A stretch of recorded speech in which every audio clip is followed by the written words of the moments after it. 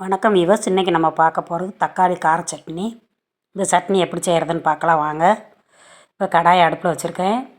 ஒரு 3 ஸ்பூனு எண்ணெய் சேர்த்துக்கலாம். எண்ணெய் காஞ்சோன்னே ஒரு டீஸ்பூனு சோம்பு சேர்த்துக்கோங்க. ஒரு 7 சின்ன பச்சை மிளகா எடுத்துருக்கிறேன். நீங்கள் காரத்துக்கு தகுந்தாப்பில் போட்டுக்கோங்க. இதை நல்லா வதக்கி எடுத்துடலாம். இல்லை ஒரு கொத்து கருவேப்பிலை, ஒரு கொத்து கொத்தமல்லி தழை சேர்த்து நல்லா வதக்கிடுவோம்.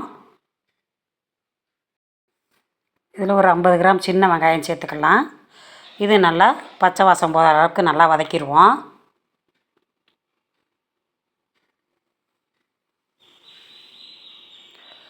இந்த அளவுக்கு வதக்கி எடுத்துட்டு இதுக்கு 3 தக்காளி பழம் சேர்த்துருக்கேன். இது கட் பண்ணாமல் அப்படியே முழுசாகவே போட்டுருவோம். ஒரு நெல்லிக்காய் சைஸ் அளவுக்கு புளி சேர்த்துக்கலாம். இது நல்லா பச்சை வாசம் போகிற அளவுக்கு நல்லா வதக்கிடுவோம். இதுக்கு தேவையான அளவு உப்பு சேர்த்து வதக்கிடலாம். இந்த அளவுக்கு வதக்கிட்டு ஒரு 5 பூண்டு பல் சேர்த்துக்கோங்க. ஒரு கைப்பிடி அளவு துருவன தேங்காய் போட்டுக்கிடுவோம். இதையும் நல்லா வதக்கிடுவோம். இந்த அளவுக்கு வதக்கிட்டு இதை கொஞ்சம் ஆற வச்சிடலாம்.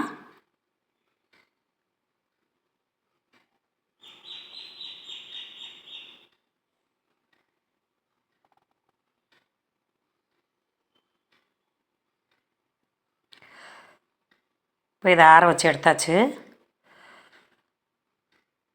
மிக்ஸி சாரில் சேர்த்து அரைச்சிடலாம்.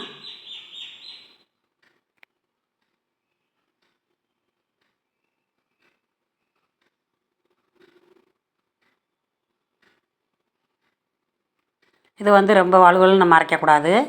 கொஞ்சம் பதமாக அரைச்சி எடுத்துக்கிறணும். இந்த அளவுக்கு அரைச்சி எடுத்துக்கலாம். இப்போ இதை தாளித்து விட்ருவோம். ஸ்பூன் எண்ணெய் சேர்த்துருக்கேன்.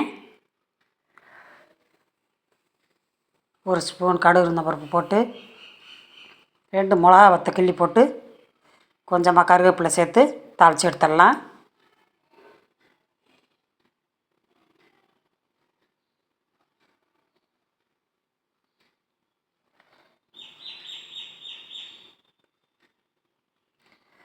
சட்னி ரெடி ஆயிடுச்சு. இதை இட்லி தோசை வச்சு சாப்பிட்டோம்னா ரொம்ப சூப்பராக இருக்கும். இது மாதிரி செஞ்சு பாருங்கள். இந்த வீடியோ உங்களுக்கு பிடிச்சிருந்துச்சின்னா நம்ம சேனலை மறக்காமல் சப்ஸ்கிரைப் பண்ணுங்கள், லைக் பண்ணுங்கள், ஷேர் பண்ணுங்கள், கமெண்ட்ஸ் பண்ணுங்கள். தேங்க்யூ.